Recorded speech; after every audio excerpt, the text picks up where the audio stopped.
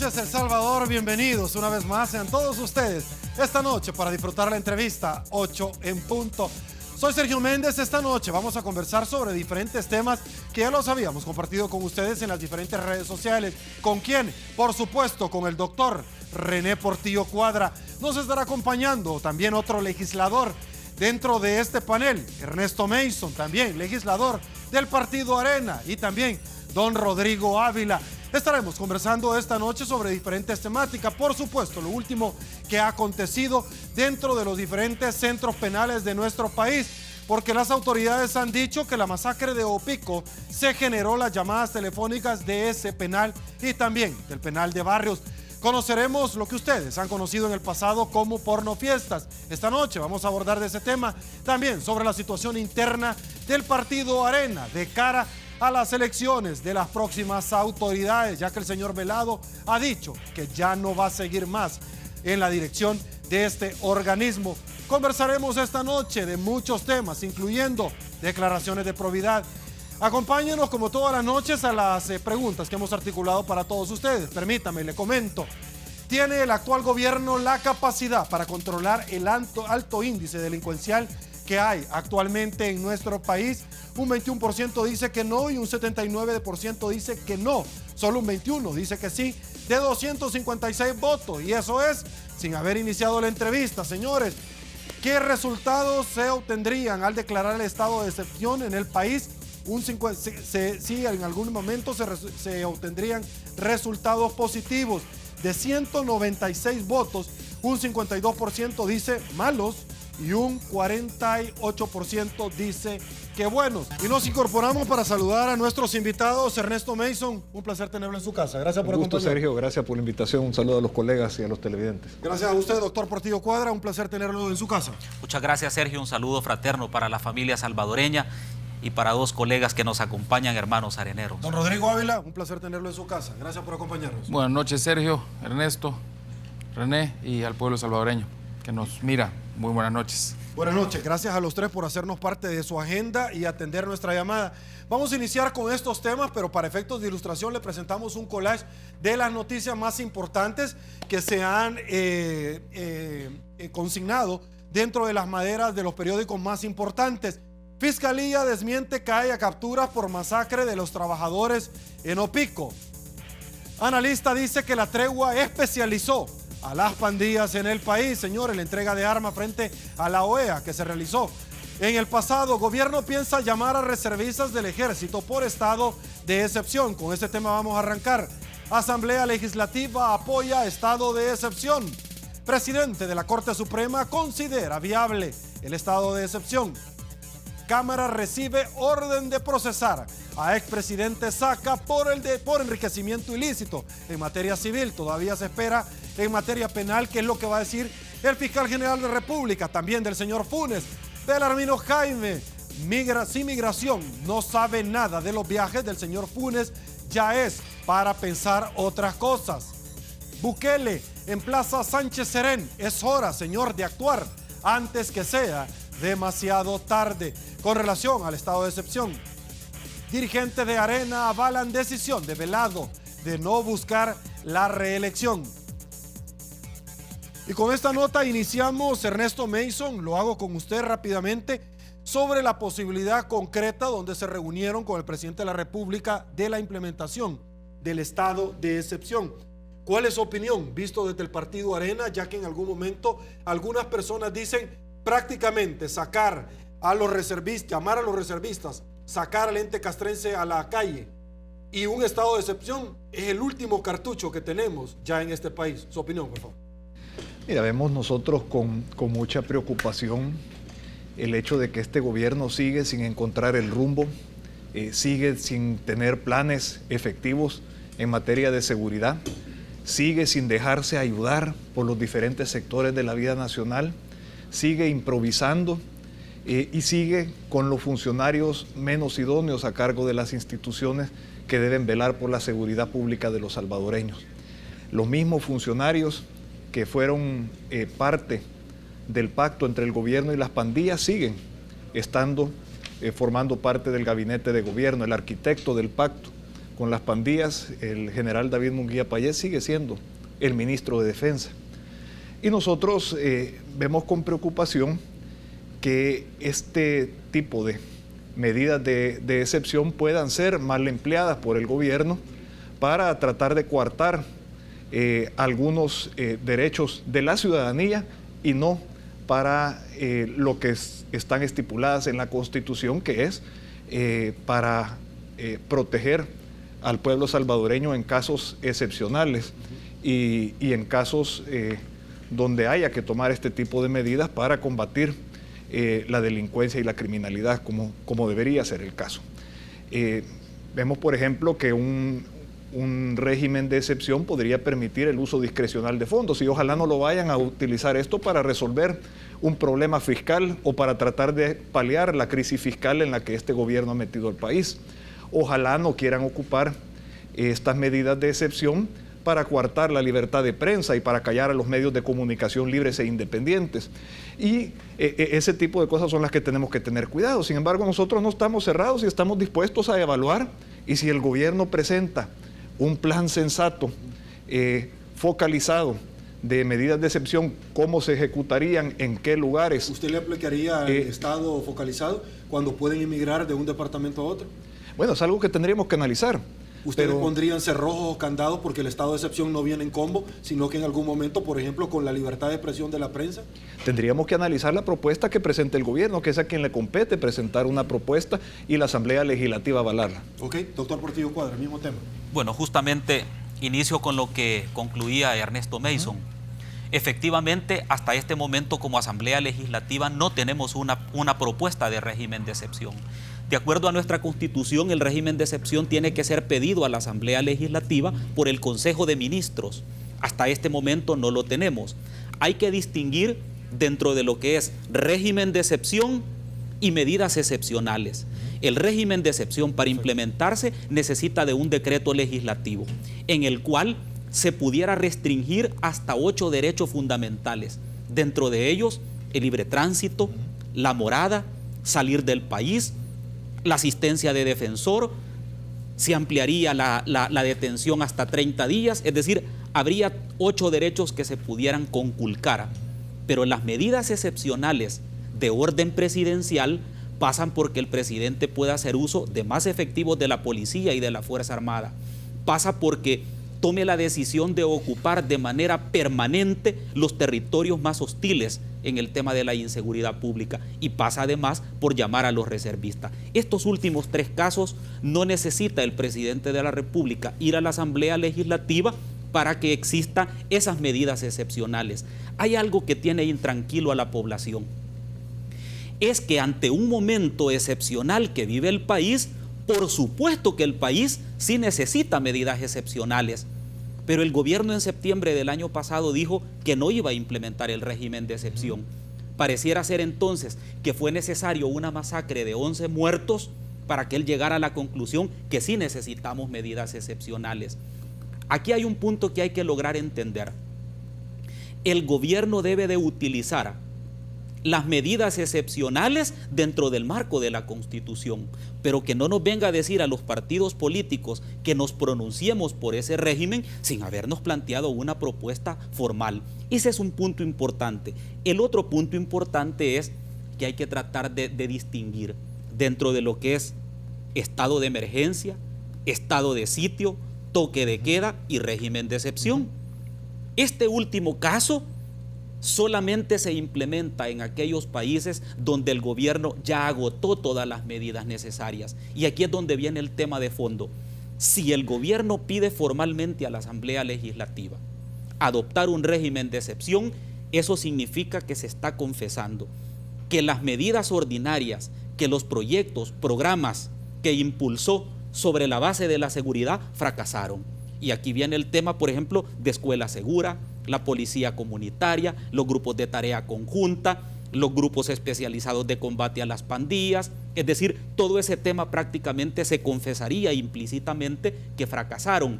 Nosotros, como Partido Arena, no estamos cerrados a discutir ningún tipo de propuesta. Lo que nosotros queremos es que el gobierno se sincere, porque más pareciera ser que entre ellos no hay una coherencia. Fíjate que ayer sale diciendo el presidente y la presidenta de la Asamblea Legislativa de régimen de excepción. Hace 3 horas acaba de dar una declaración el señor Chicas diciendo de que no era régimen de excepción, sino que medidas excepcionales. Entonces, pareciera ser que entre ellos no saben lo que está pasando. Termino diciéndote lo siguiente. Hay algo que los salvadoreños debemos de tener mucho cuidado, y es hacernos la pregunta de si realmente la implementación de un régimen de excepción soluciona la problemática del país. Particularmente puedo decirte que no, porque todo lo que podés implementar, a excepción de 2 derechos, ya está regulado en la ley, y te cito rápidamente 2. ¿Se puede en este momento capturar con o sin orden judicial? Sí. ¿Se puede en este momento allanar con o sin orden judicial? Sí. ¿Se puede en este momento capturar en flagrancia? Sí. ¿Se pueden, incluyendo la intervención de las comunicaciones? Entonces, el problema no es la falta de herramientas legales, el problema es la capacidad de ejecución de los proyectos de seguridad. Don Rodrigo. Bueno, yo básicamente creo que es muy importante lo que ha dicho René. Hay que diferenciar entre estado de emergencia y estado de excepción. La suspensión de las garantías fundamentales y los derechos constitucionales es otra cosa. Nosotros hemos dicho, y ayer lo dije con mucha claridad, nosotros estamos a favor de que se tomen medidas extraordinarias, medidas excepcionales contra el foco del problema, que en este caso son las pandillas. Las pandillas son el problema. Si el presidente ha aceptado de que las muertes de esos señores, de la gente que asesinaron salvajemente en Opico, salió de los penales, pues entonces que tome acciones en los penales. Nada impide que se pueda tomar primero, y ya se debería de haber decretado el régimen de emergencia en los penales, que lo puede hacer directamente el director de centros penales y después ser avalado para continuarse por los jueces de vigilancia penitenciaria. ¿Por qué no se ha hecho eso? Si salió, yo quisiera preguntar que si las órdenes salieron, como dijeron, del penal de Barrios, si ya se puso estado de emergencia en el penal de Barrios, si ya se le puso una situación de máxima seguridad, por lo menos temporal, al penal de Barrios. Por otro lado, hay ciertos tipos de medidas que se pueden tomar, y precisamente a nosotros nos hubiera gustado muchísimo que se tomara en serio, por ejemplo, la propuesta que como Arena hemos hecho. Hemos propuesto hace más de 2 semanas la inclusión, la aprobación de una ley de defensa social y abandono de la violencia. ¿En qué consiste?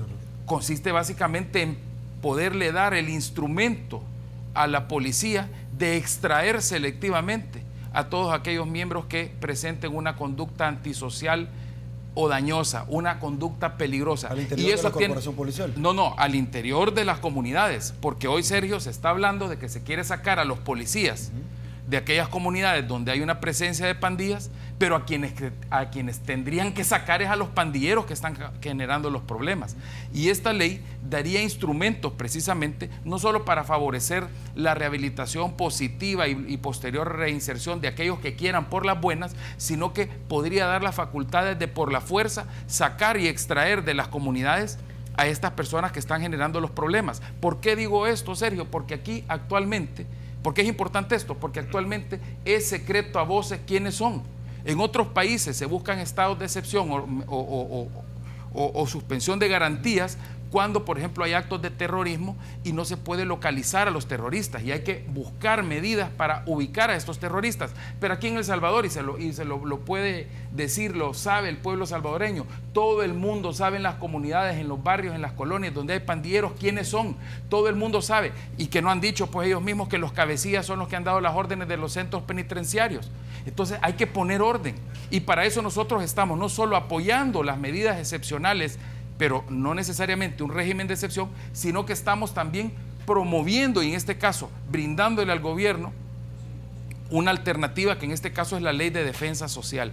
Ese es uno de los temas que nosotros estamos promoviendo. Hemos hablado sobre un registro nacional de pandillas y de miembros de grupos organizados criminales, para que pueda entonces de alguna manera operativizarse leyes que están durmiendo el sueño de los justos, como la ley antipandillas, por ejemplo. La otra, que es una resolución de la Sala de lo Constitucional que ha dicho con toda claridad que las pandillas son grupos terroristas y que sus miembros son terroristas. Pero ¿por qué no se les aplica esta disposición? Porque simplemente queda a criterio del juez determinar si una persona es pandillera o no. Y aquí, en El Salvador, lo triste de todo, es que los pandilleros salvadoreños ya en Estados Unidos están catalogados como miembros de grupos criminales organizados, porque la información de inteligencia que la policía de El Salvador, la PNC, tiene, se la da al FBI a través del CAT, del Centro Transnacional Antipandillas, y esto se certifica en Estados Unidos. Sin embargo, aquí en El Salvador no tenemos un listado formal con validez legal para definir si alguien es miembro de pandillas o no. Y esto es secreto a voces. Entonces, medidas excepcionales que son las que debemos en este momento implementar, pero esas medidas no son de lo que está hablando el gobierno. Ok, voy a pausa, regreso con el tema criminalidad, porque es un tema sumamente delicado, que está íntimamente ligado con las propuestas que en algún momento se han articulado, mas no presentado en legal forma dentro de la Asamblea Legislativa, pero lo vamos a abordar esta noche. Pausa, volvemos.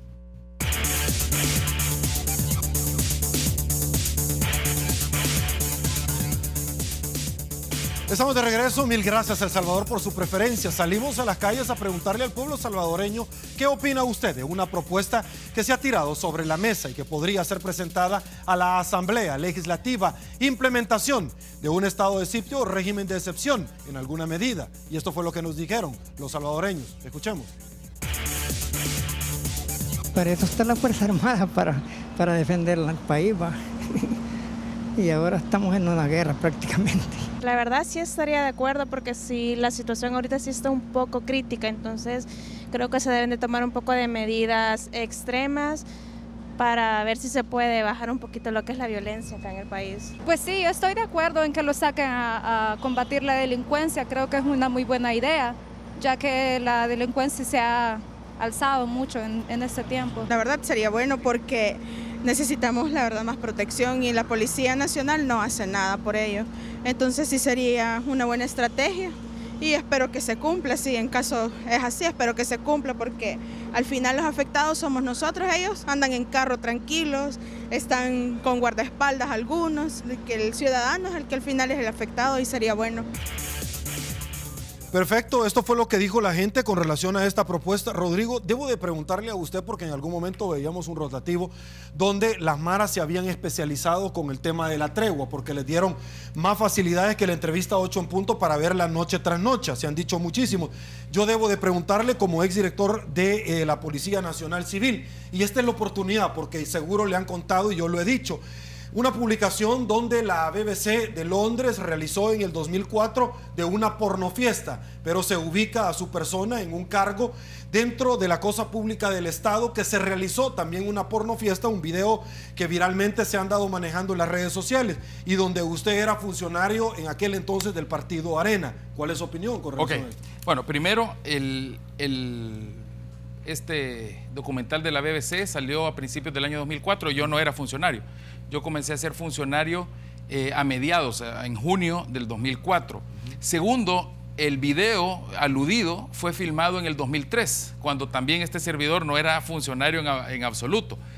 Cuando salió el video de la BBC, se mira claramente que este video fue filmado de manera clandestina y escondido en un pabellón donde estaban los reos internamente, en unas condiciones hasta cierto punto escondidos, donde llegaron estas personas que eran visitas y al final eran prostitutas, hicieron ese relajo y lo filmaron los de la BBC en una grabación en la que se les permitió entrar al penal. La BBC por eso, entró con una cámara. Sí, pero se les permitió entrar al penal, hacer entrevistas y tal, y esas personas después se averiguó que eran visitas que llegaron a un pabellón, o sea, los dormitorios donde están los reos, y ahí filmaron esa fiesta.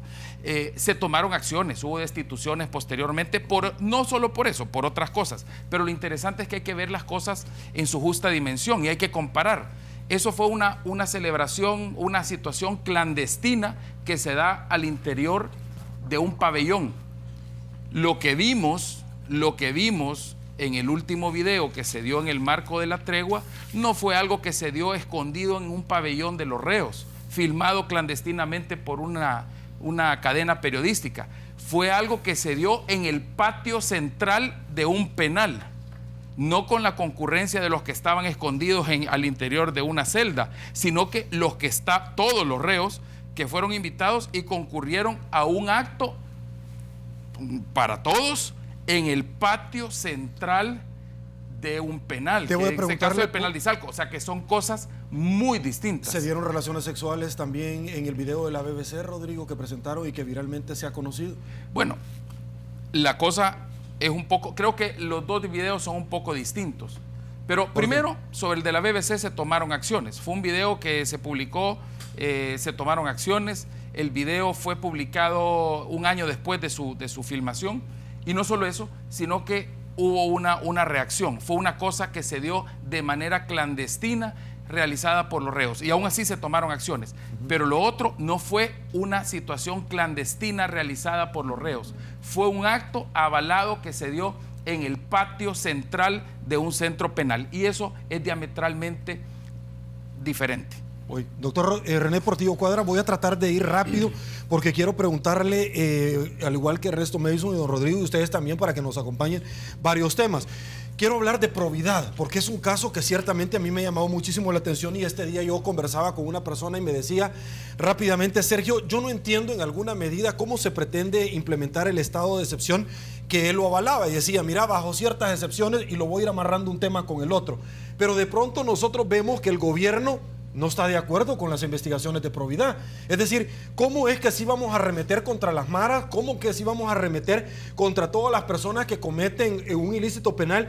Pero con aquellos funcionarios que están siendo señalados hoy por hoy civilmente, mañana penalmente, el FMLN dice que es una vendetta política. Es decir, yo quiero que me ayude a entender esto, porque yo debo de ser parejo en todos los conceptos que emito. Por favor. Mira, el tiempo nos dio la razón.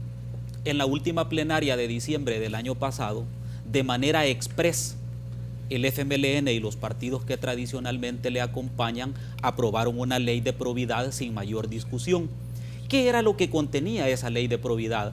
Contenía la supresión, fíjate bien, la supresión de la actuación de la Cámara de lo Civil para no poder detectar el juicio de enriquecimiento ilícito.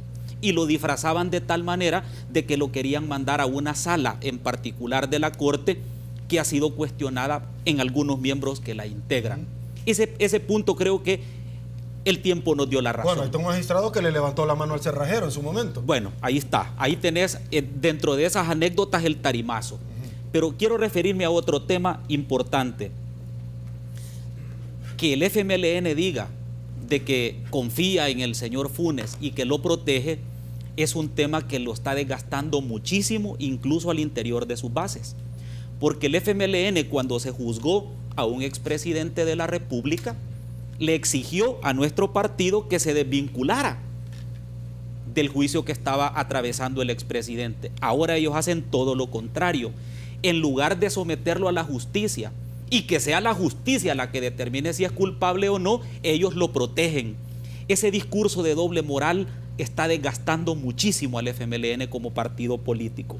El otro tema importante es que de la sección de probidad han salido muchos expedientes donde se han observado enriquecimientos ilícitos, y qué bueno que está caminando la justicia en nuestro país, y el que ha sido observado o los que han sido observados en su patrimonio pueden enfrentar hasta 4 consecuencias, que hay que decirlas.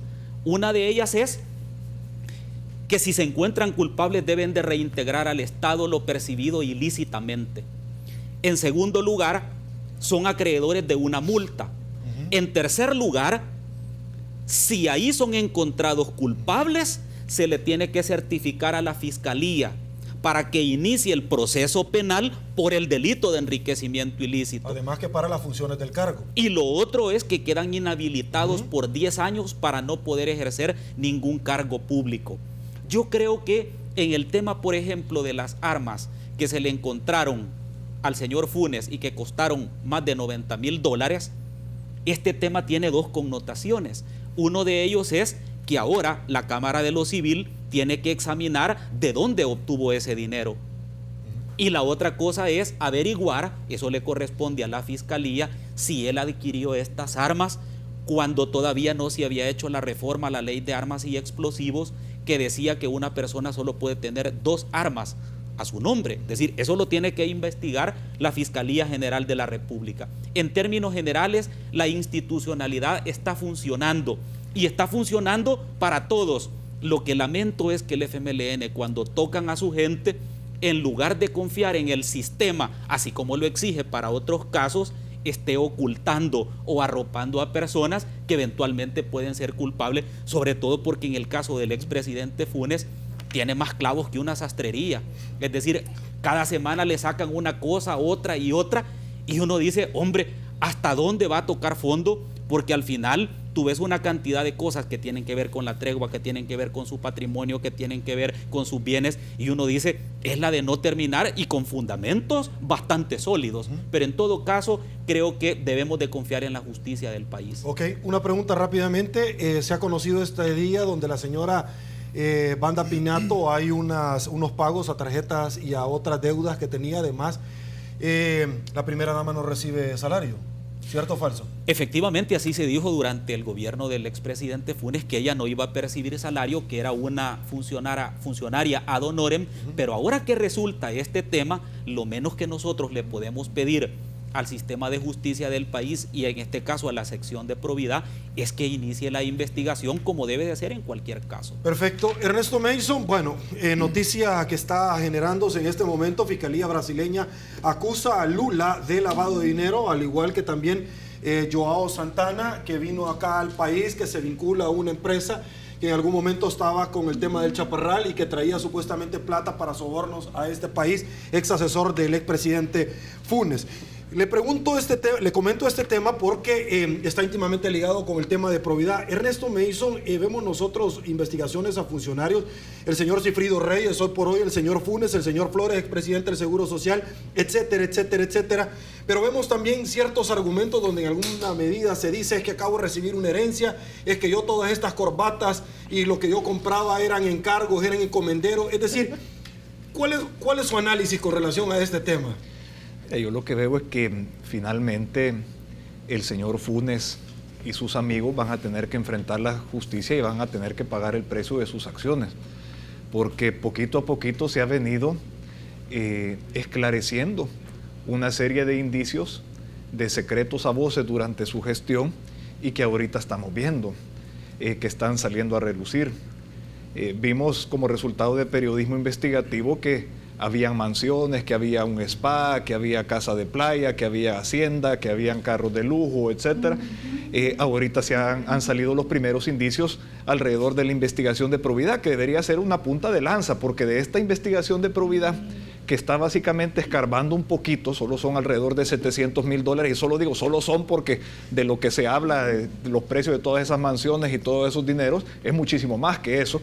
Pero eso puede dar lugar a encontrar otros delitos, como son el peculado, como son lavado de dinero, como son la evasión fiscal, como son el tráfico de influencias. Estamos viendo lo que está pasando en Brasil, que mencionabas hace un rato. El caso de Petrobras en Brasil, sus tentáculos alcanzan aquí a nuestro país. Empresas como Queiroz Galbao, como Odebrecht, el caso de Joao Santana, fue condenado a 19 años. Y aquí probablemente el mal arreglo con Astaldi del Chaparral era para darle ese contrato a Odebrecht, que ya había venido y había sido precalificado por la CEL durante la gestión de Mauricio Funes y Wanda Pignato, que también estaba muy relacionada al Partido de los Trabajadores. Bueno, y sale otra noticia de Wanda Pignato y cómo tuvo un borrasaldo de sus deudas sin haber recibido sueldos. Está el caso de las armas, que dicho sea de paso también se le olvidó declarar a probidad.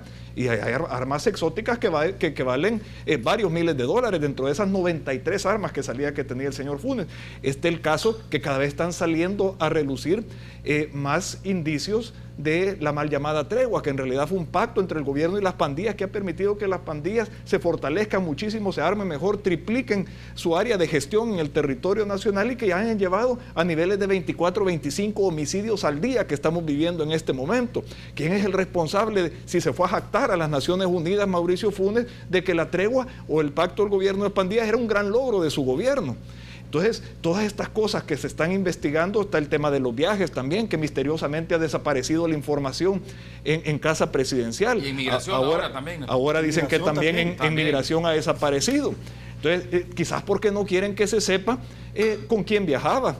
Si viajaba más con doña Michi que con doña Wanda, en fin, ese tipo de cosas. Creo que si viajó más de 183 días, que eso pudiera poner incluso en riesgo la presidencia actual del presidente Sánchez Serén, porque si él estuvo más de 6 meses de manera consecutiva o intermitente, ostentando el cargo de presidente de la República en funciones, pues sería inconstitucional que se haya postulado para la presidencia de la República. Es un elemento que puede traer enormes consecuencias acá en nuestro país, y quizás por eso es que están ocultando la información, para que no se sepa que viajó más de 180 días Mauricio Funes, y que por consiguiente estuvo en funciones más de 6 meses el profesor Salvador Sánchez Serén cuando era vicepresidente de la República, y por lo tanto no hubiera podido postularse al cargo de presidente de la República. Esto puede tener implicaciones muy graves para nuestro país. Quizás por eso es que han desaparecido esa información, o que se ha extraviado de manera intencional. Entonces, yo creo que en estos momentos por diferentes acciones que cometió, le va a tocar a Mauricio Funes enfrentar la justicia, y ojalá que le caiga el peso de la ley, que estas investigaciones no se queden ahí, que se profundicen, que se hable la Fiscalía General de la República con la Fiscalía de Brasil. Muchas de las cosas pueden atar cabos de esos contratos extraños que se le fueron otorgados de manera oscura a empresas brasileñas, y probablemente de ahí salió el dinero de las mansiones, de ahí salió el dinero del spa, de ahí salió el dinero de la casa de playa, de ahí salió el dinero de esa vida de lujos que Mauricio Funes no podía justificar. Ok, vamos a una pausa. Solo quiero brevemente, por favor, que no tengo tiempo. Rápido, te quiero decir que en este caso del desaparecimiento de los documentos de viajes, hay un delito que se ha cometido que se llama infidelidad en la custodia de registros y documentos públicos, que la Fiscalía tiene que investigar. Destrucción de documentos, ¿verdad? Pero que Correcto. no vayan a agarrar a aquel que tenía la computadora. Por doctor. supuesto que no. Y lo más grave es, si así como desaparecieron estos documentos, pueden desaparecer las pensiones también de las cuentas individuales de los trabajadores. Es decir, ¿qué confianza le puede generar al ciudadano si no son capaces de custodiar un documento? Tampoco van a ser capaces de custodiar las pensiones de los trabajadores. Ese es el problema real que estamos viviendo, y ojalá que la Fiscalía investigue. Rodrigo, ¿quieres decir algo rápido? Bueno, básicamente lo importante de todo esto es profundizar en las investigaciones. Yo creo que está saliendo a luz, como bien decía Ernesto, lo que ha sido secreto a voces.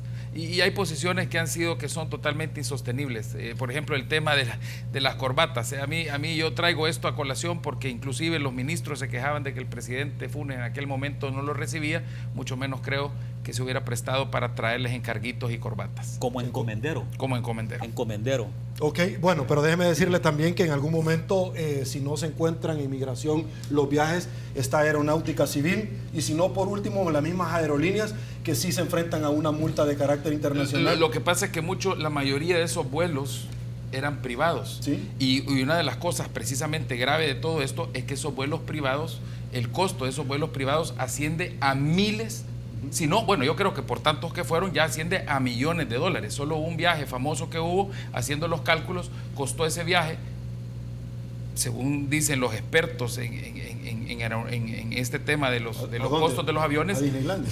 Bueno, No, ese fue el destino final, pero okay. En ese supuesto viaje hubo viajes a Sudamérica, a Brasil, a Colombia, después a Miami, Orlando, tal. Ese viaje no costó menos de $300,000. Bueno, por cierto, hay un amigo televidente que me dice indignado que han quitado el palo del redondel Maferrer. Sí, yo creo que esa es una cosa que ese árbol debieron haberlo dejado ahí como parte de un símbolo de un hecho totalmente vergonzoso. Y ojalá que el Ministerio de Medio Ambiente investigue por qué ese árbol desapareció del redondel Maferrari. Ok, vamos a investigar. Pausa en 8 en punto. Volvemos.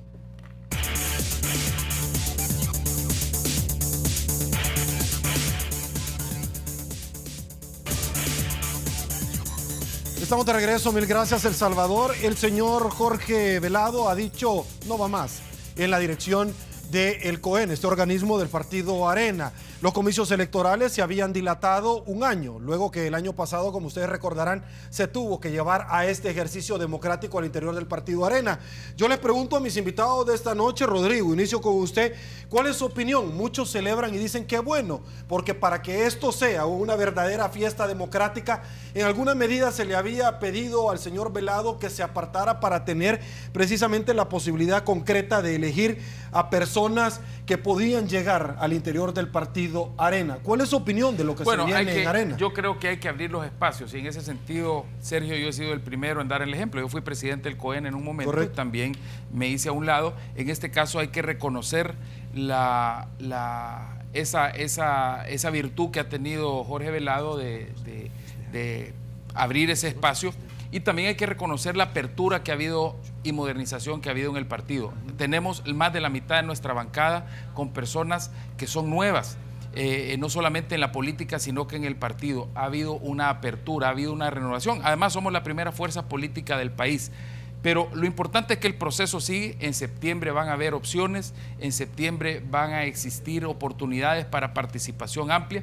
Y qué bien, qué bien. Yo veo que esto va por buen camino y yo creo que en este momento pues tenemos que básicamente reconocer de que las cosas van marchando, van caminando. Doctor Portillo Cuadra, la misma pregunta. El único partido político que ha demostrado de cara a la nación un proceso de renovación, pero sobre todo un proceso de democratización interna, ha sido Arena. Nosotros hemos sido pioneros. Ya quisieran otros partidos quizás tener una fiesta cívica como la que nosotros vamos a tener en septiembre, que va a permitir renovar el Consejo Ejecutivo Nacional. Y qué bueno que ya hay liderazgos que se han pronunciado por su deseo de participar en este proceso. Arena tiene muchísimos líderes que pueden conducir el partido. Particularmente creo de que esta fiesta cívica permitirá de que Arena se posicione para las próximas elecciones como el partido vencedor, habida cuenta de que no solamente nos hemos renovado como parte de una instancia de la sala o como una ley de partidos políticos, sino que hemos ido más allá de la ley de partidos políticos, y esa es la razón por la cual estamos listos para enfrentar esos desafíos con un proceso de renovación, pero sobre todo con una experiencia ganada como partido político. Ernesto Mason, entre las novedades podría ser de 2 a 5 años la ampliación del cargo. Mira, ahorita hay una propuesta de reglas para elegir autoridades del partido, para elegir candidatos, pero esto está en discusión y ha habido bastante apertura de socializar esa propuesta de reglamento, de recibir aportes, recomendaciones y cualquier sugerencia que podamos hacer los areneros para mejorarlo y para que esto sea ampliamente discutido y lo que resulte pues goce del apoyo de la gran mayoría de los miembros de nuestro partido. Creo que Arena va por muy buen camino, fortaleciéndose más institucionalmente, profundizando la democracia interna, siempre generando esos espacios de apertura para que vayan surgiendo nuevos liderazgos y esa renovación que lo ha caracterizado y que la distancia muchísimo de otros partidos políticos que tienen a su misma dirigencia que tenían en los años 80. Arena ha ido evolucionando, Arena ha ido avanzando hacia adentro de su partido y eso se debería traducir también en un partido más fuerte que se prepare para ganar con mucha contundencia las elecciones del 2018 y el 2019 y nos permita corregir el rumbo del país. ¿Ernesto Mason correrá por un puesto al interior del COENA? Estoy esperando todavía de ver las reglas definitivas de juego, pero sí es muy probable de que me incluya en una planilla o que apoye alguna planilla determinada. Ok, esta misma pregunta es para el doctor Cuadra. Doctor. Bueno, en este momento no soy candidato, no me he postulado ni tampoco estoy corriendo con una planilla. Sí quiero decirte que tenemos liderazgos suficientes para que se conduzca el partido adecuadamente.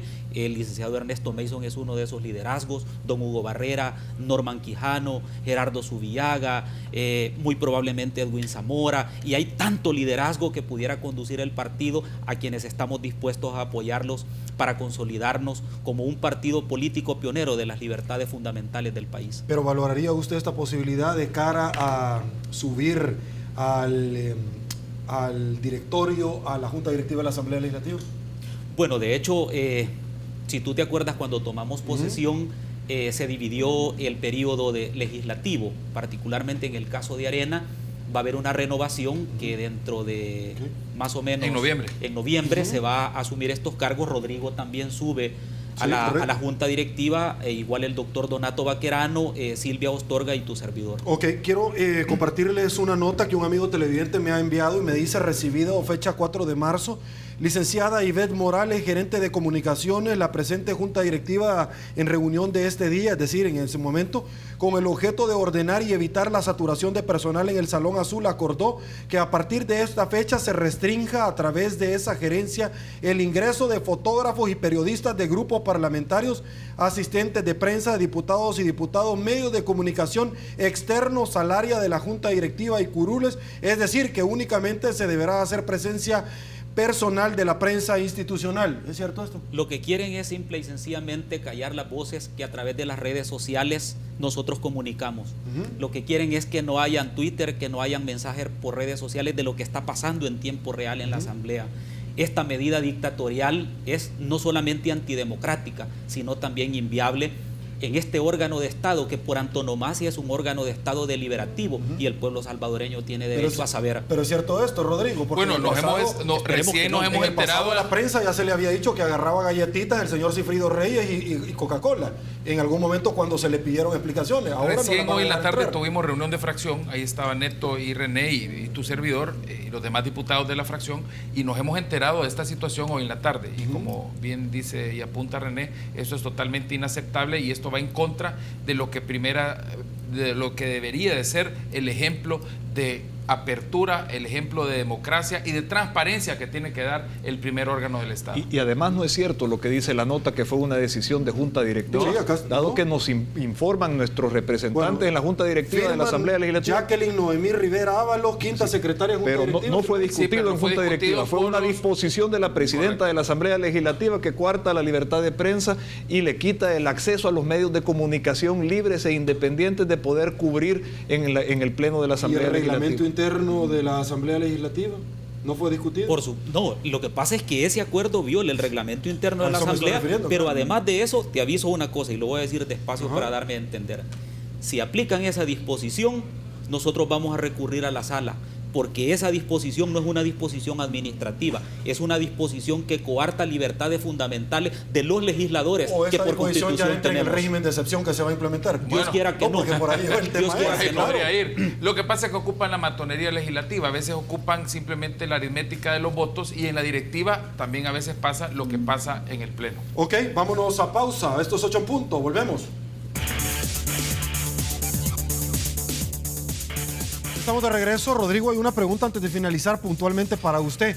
¿Qué opinión le merece cuando se dijo que se iban a sancionar a las telefónicas porque no han bloqueado las señales en los centros penales, pero nunca se ha dicho nada sobre sancionar a los responsables de los diferentes centros penales porque dejan entrar celulares? Por favor. Bueno, decía que lo que pasa es que en los celulares, Sergio, hemos visto no solo, en los penales no solamente hemos visto celulares, hemos visto tablets, hemos visto los pandilleros haciendo apología del delito en Facebook, hemos visto que han habido laptops, han habido televisores de los más grandes que existen, han habido todo tipo de instrumentos, incluso Wi-Fi en un momento determinado que hasta sacaron algunos repetidores. O sea, lo que hemos visto en los penales ha sido grave. Los teléfonos no entran caminando solos. Y lo que hay que hacer primero es poner orden en los penales. Por eso yo hacía la pregunta, ante el señalamiento del mismo gobierno de que la orden para cometer esa masacre se dio en los penales, ¿por qué no se ha decretado emergencia en los penales supuestamente aludidos ante esta situación? Perfecto. Ernesto Mason, bueno, usted de pronto comparte varios Twitter, lo ha hecho con varias personas, pero uno de ellos me llamó muchísimo la atención: no vayan al concierto de Iron Maiden porque es un grupo satánico. ¿Por qué, Ernesto? No, ese es un tuit falso de los que le gusta hacer a este grupo, que hoy lo está investigando la Fiscalía, toda esta estructura de troles y ciberataques y todo. ¿No lo dice usted? No sé. Ya son varias veces, varios fotomontajes y tweets falsos que hacen. Creo que eso los entretiene al señor Bukele y a sus amigos. Bueno, imposible que no le hiciera yo esa pregunta. Saludo a la Caja de Crédito de Colón, porque es parte activa de la entrevista 8 en punto. Me despido, Ernesto Mason, muchísimas gracias por habernos acompañado esta noche. Doctor Cuadra, un gusto. Señor, gracias. mucho gusto. Serio, Un gran placer. gusto. Y nos desplazamos para darle a conocer el consolidado de la participación de esta noche. ¿Tiene el actual gobierno la capacidad para controlar el alto índice delincuencial que vive nuestro país? 80% dice que no tiene la capacidad, y un 20% dice que sí. De 305 votos, señores, nos vamos a la otra pregunta rápidamente. ¿Qué resultados se obtendrían al declarar el estado de excepción en nuestro país? Si se obtendrían, un 54% dice que malos y un 46% dice que buenos. De 224 votos. Llegamos al final de la entrevista 8 en punto. Muchísimas gracias por habernos acompañado. El día de mañana se incorpora el doctor Miguel Fortín Magaña, los panelistas del jueves. Usted lo había estado pidiendo. Ya se incorpora. Soy Sergio Méndez. Si le gustó la entrevista, coméntela mañana. Será hasta mañana. Que descanse, y una vez más, que el Señor nos bendiga a todos.